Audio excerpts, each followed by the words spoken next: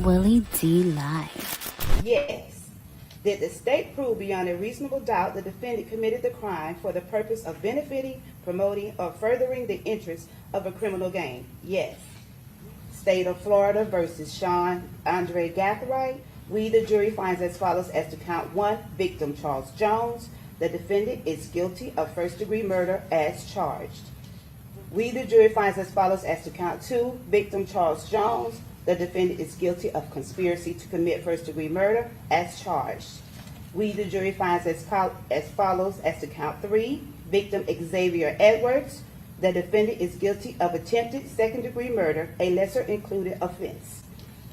During the commission of the offense, did the defendant personally carry, display, use, threaten to use, or attempt to use a firearm? Yes.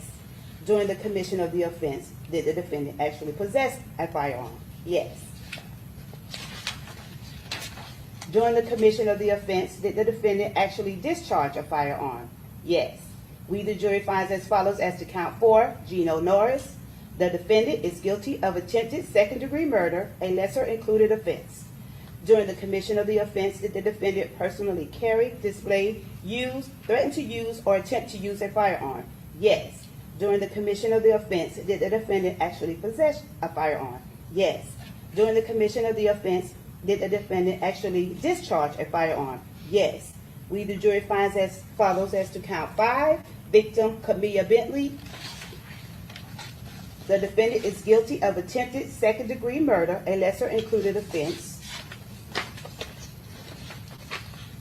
During the commission of the offense, did the defendant personally carry, display, use, threaten to use, or attempt to use a firearm? Yes. During the commission of the offense, did the defendant personally possess a firearm? Yes. During the commission of the offense, did the defendant actually discharge a firearm? Yes. We, the jury, finds as follows as to count 6. The defendant is guilty of tampering with physical evidence as charged. State of Florida versus Rashad Murphy. We, the jury, finds as follows as to count 1, victim Charles Jones. The defendant is guilty of first-degree murder as charged. And the State of Florida versus Rashad Murphy. We, the jury, finds as follows as to count 1, victim Charles Jones. The defendant is guilty of first-degree murder as charged. Okay, fam, I want to show y'all something. I played that video for y'all. So to bring you up to speed as to what was going on in the Julio Foolio case. Now, all of these guys were convicted today. They were all, well, not convicted, but were sentenced today. All sentenced to life in prison without parole. Now, I don't want to come off as being dehumanizing and, because that can actually inflame violence, right? Rather than deter it, right? So I don't want to do that because I was a youngster once upon a time. And I did some stupid stuff, man. Boy, Lord, boy. Say, man, we talking about favor. We're talking about luck, yeah. Grace of God, man. Yeah, some of the stuff I did. And some of the things that I did that could have escalated into what happened with them like that easily.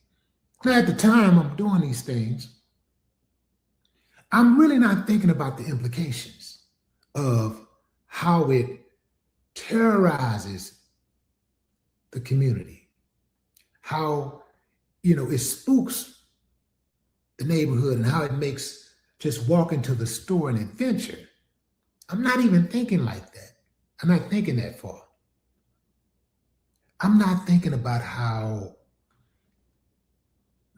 a certain person's death can actually destroy dozens of people, not just what his mama gonna feel or whatever, or what his daddy gonna feel, but what about the little sister or the brothers who count on these people, who look up to them, right?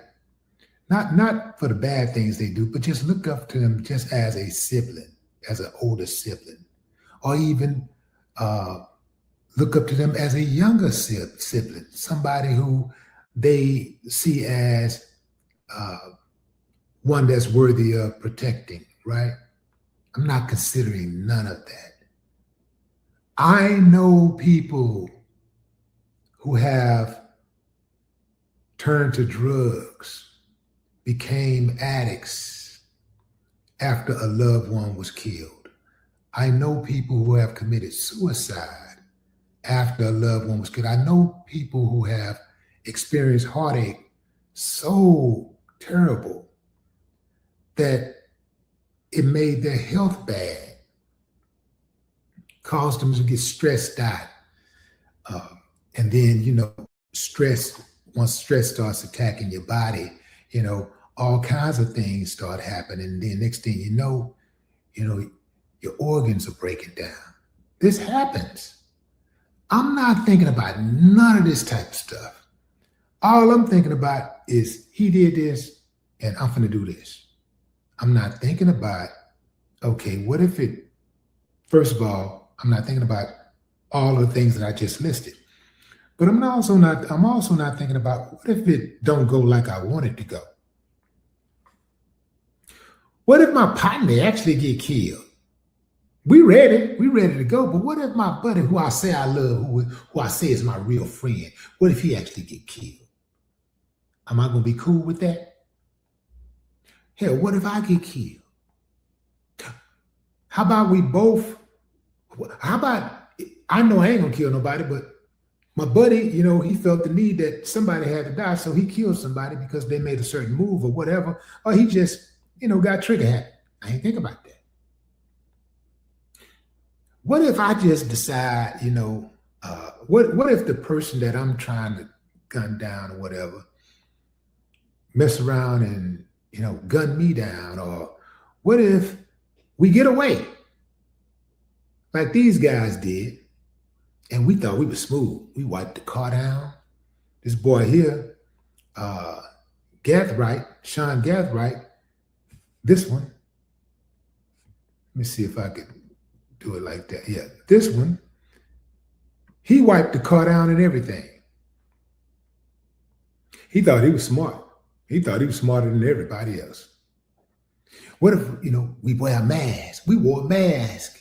We wore masks, man. Ain't no way they're going to catch us.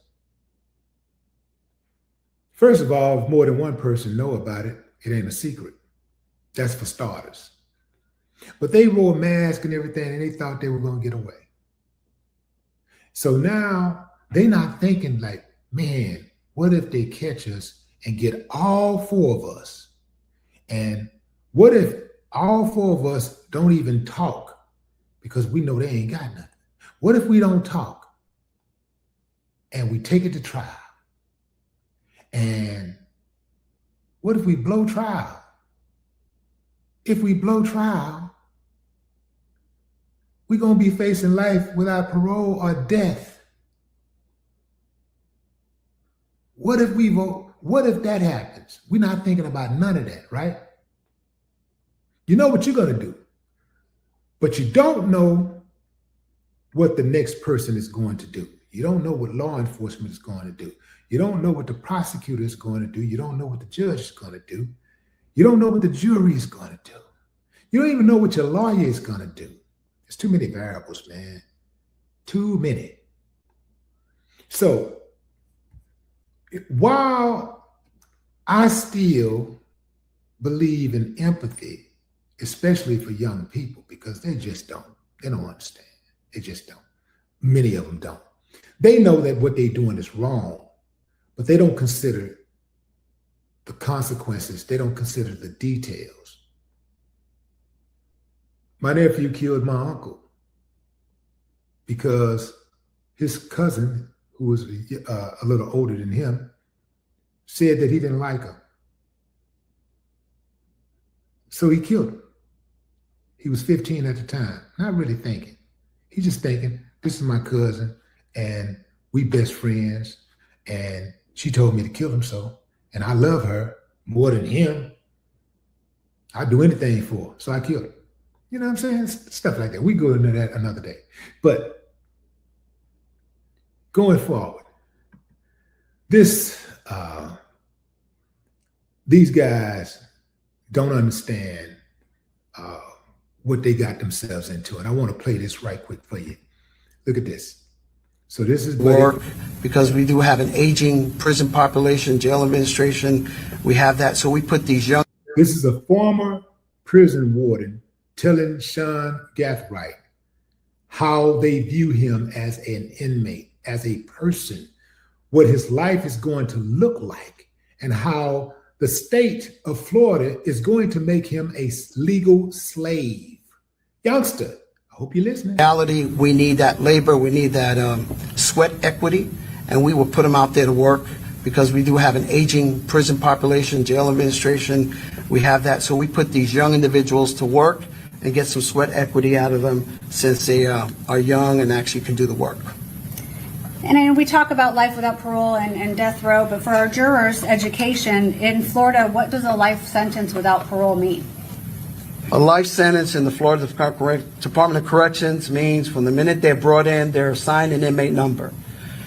He will be assigned an inmate number, and when he dies and leaves in a body bag, he will still have that inmate number. An inmate serving life will never, ever get out. There is no parole in the state of Florida, and they're not ever allowed outside the razor wire and the fence of a secure facility. So the only way that an inmate serving life without parole would leave is when they die by not. So he's 20, I believe 20 years old. If he lived to be 100, that's 80 years in prison, 80 years in a box, 80 years behind the wired fence. No relationship outside of prison. Get a pen pal or something like that, but you can't step outside. No more clubbing, no more going to the games, can't go to a party, can't,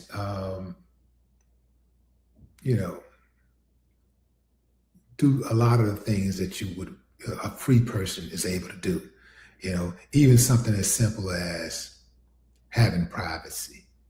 There is no privacy in prison. Zero.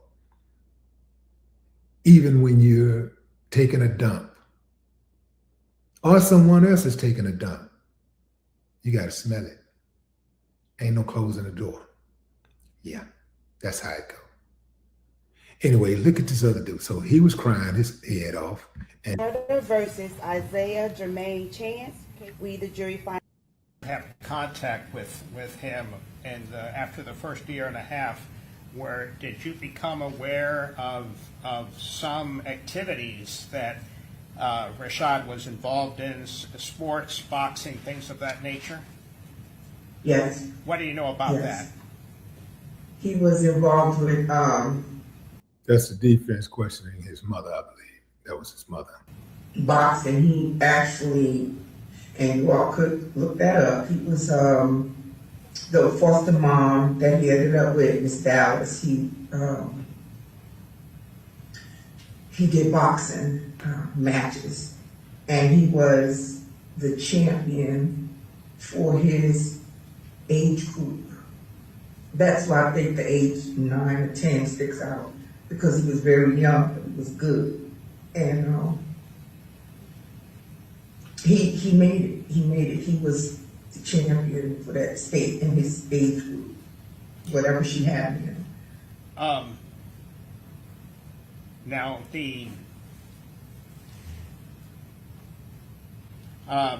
have you had the opportunity to observe Rashad as a father? Yes. What kind of father have you observed him to be? He's an excellent dad. He's overprotective, I know that, of his kids, based on what he's been through. Very overprotective. As far as the boys, he loved to have them in sports. The girls, of course, he dopes with them, with his siblings. Definitely, they came first after those kids, or maybe alongside his kids. And when their mom passed, he actually refused to be ignored as far as wanting the opportunity to have custody of his sister and brother, the younger one. Raise your damn head, boy. You're a killer. Raise your head. You're a killer. What you crying for? Yeah. See, I wouldn't even be this abrasive, fam, if he didn't have plenty warnings. He can't say he didn't know. Yeah, man, he knew what he was doing was wrong. He knew the consequences. And he rolled the dice on his life anyway. He knew he had children, small children, counting on him to protect them in this wild, crazy, beautiful world. And he still rolled the dice on his life. He devalued himself because he became emotional. And he wanted to go extract revenge for some gang, for some unsubstantiated truths that don't even exist. Some type of bond, some type of gang, but don't even exist. It ain't even real. Now he sees. You see, none of those friends was in that courtroom. All the people he was trying to impress, none of them were in the courtroom. You know what was in there? The people he wasn't trying to impress. His family. And most of them wasn't even there.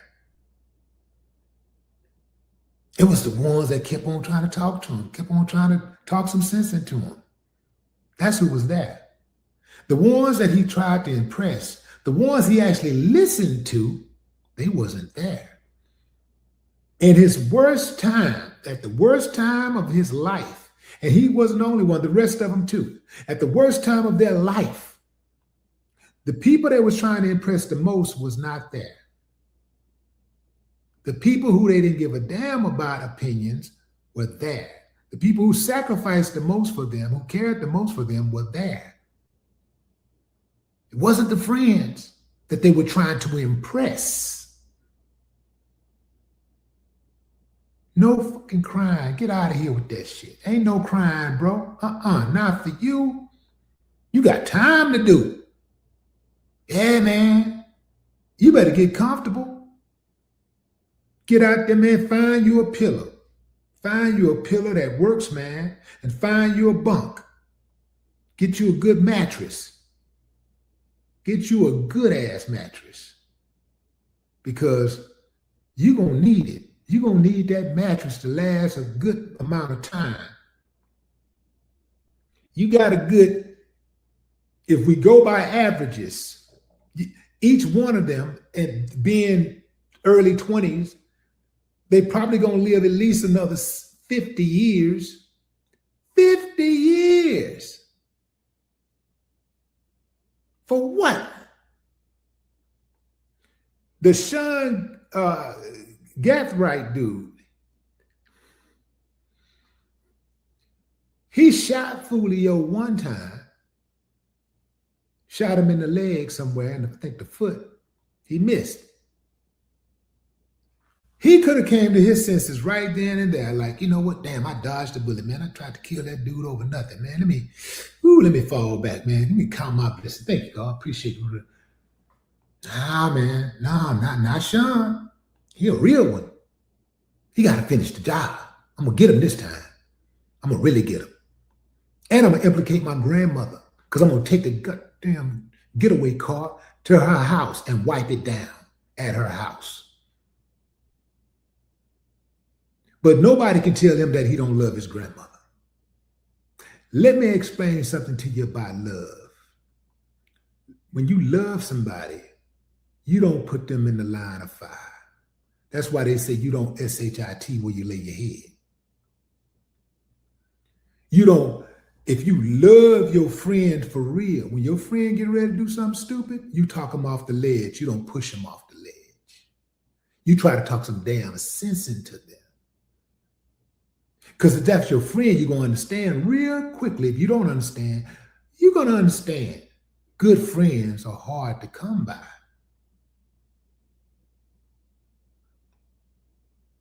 You're going to learn that one way or the other. You ain't as bad as you think you are. The system has destroyed. The system has punished. The system has subjugated men who were way smarter, way stronger, way bigger, way more connected. The system is undefeated, man. No crime. Keep that same energy. The Davion dude, he was smiling when he got arrested. He was all in the interrogation room, acting like he had a gun. This is after he's being charged with murder. He think it's funny. Everything funny. They ain't laughing now. Yeah, man. Same thing make you laugh and make you cry. Remember that term? Some of y'all ain't never heard that. Y'all think that's old, right? See, that's why some of y'all getting y'all heads knocked off, because you don't respect your elders. You don't respect old age. That's why you're going to die early. Some of y'all going to die early. Some of your friends have already died early because they didn't respect getting old. Y'all talk down on elders. When you need to be trying to get some game, like, man, how did you get there? I don't want to be like him. My buddy, he was 16 when he got killed. He died. I don't want to be like that. Let me talk to somebody who's been around for a while. Let me talk to somebody who's where or been where I'm trying to go. Let me look at that person and see what they did to get there. Because what your buddy's doing ain't working. It looks like to me they ain't even trying to get there. Getting old is to go. Now, if you don't want to get old, I get it. Go on out there, continue to crash out, do your thing. Hey, man, die, whatever. Gotcha. But you ain't going to be able to kill without consequences. Yeah. You ain't going to be able to just go around here putting them hammers out. Oh, the trouble is easy to get into and hard to get out of, they're going to give you the gun. You can get the gun. That's easy. When you get that gun, when you get your hands on that gun, you got to say to yourself, I am going to be a responsible gun owner, or I'm going to jail, or I'm going to get killed. You're not going to be able to do both. Something's going to happen to you. Keep that same energy, man. Oh, they jumped out the car with those wives. Oh, they was clowning, man. It was like they was dancing and shit when they was shooting. Yeah, they ain't dancing now. They not laughing now. They ain't talking tough now. They see the system is bigger than them. The system is wicked. So when you show up in the system, they ain't that like, the system be like, got another one. I don't want to be like that. I don't like that, man. I don't like the idea of the system getting me. Anytime that it ever got me, I always like look like a damn fool. Like, damn, that was, Y'all respect dudes who are in prison. I got more respect. I got respect for some who are in prison because I know who they are and I know what they're about. But most of these dudes who are in prison, they're clowns. And some of them are killers, but they're clowns. They're useless to us. We can't use them. There's nothing they can do for us. They're useless. They're making babies and abandoning their babies. But it just dropped his head and started crying. but he abandoned his baby. He abandoned his babies. Now another man is going to be raising his kids. Another man going to be walking around his house in his drawers. He's going to be with his woman. Another man going to be disciplining his kids. Depending on how solid the woman is. And I would not think I don't think she can be that solid, even being with a dude like that, but perhaps she'll learn. She'll live and learn. But depending on how solid she is, the dude might even start checking out your little girl or your little boy these days, yeah. Nah, man, no crime. Y'all had plenty of warnings. You had plenty of warning, but you ignored them because you thought you was bigger than the program. Yeah, you thought you was bigger than the program. You ignored the warnings. Everybody was stupid. Everybody needed to leave you alone and let you do you. You real. Now look at them, every last one of them. The sad part about it is they ain't the only ones. It's more on the way. It's more right now, got their hands on a gun right now, getting ready to walk out that door. It's some right now on the phone plotting. They going to prison or they going to the cemetery. Ain't no two ways about it, man. Oh, yeah. Sympathy for people who have had difficult backgrounds should not erase personal accountability. What problems people have in life are their problems. It ain't everybody else's problem. It can become somebody's problem if you take those problems and you act outwardly and you start becoming destructive. But it's your problem, and the world owes you nothing. None of this justifies hunting another human being down and killing them. At some point, accountability has to matter more than excuses. At some point. Julio Foolio, let's talk about him. He wasn't all that innocent. He made music, talking about killing their ops, talking about killing his ops, talking about killing some dudes who was affiliated with the dudes who killed him. That's why they wanted payback. Because somebody who they were affiliated with got killed by somebody Julio Foolio was affiliated with.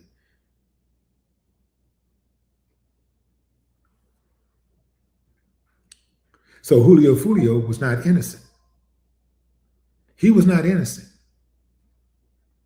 And neither were his friends and the dude who made the music, where he was talking about sliding on ops, and he was talking about bragging about killing these dudes or these dudes, a friend being killed.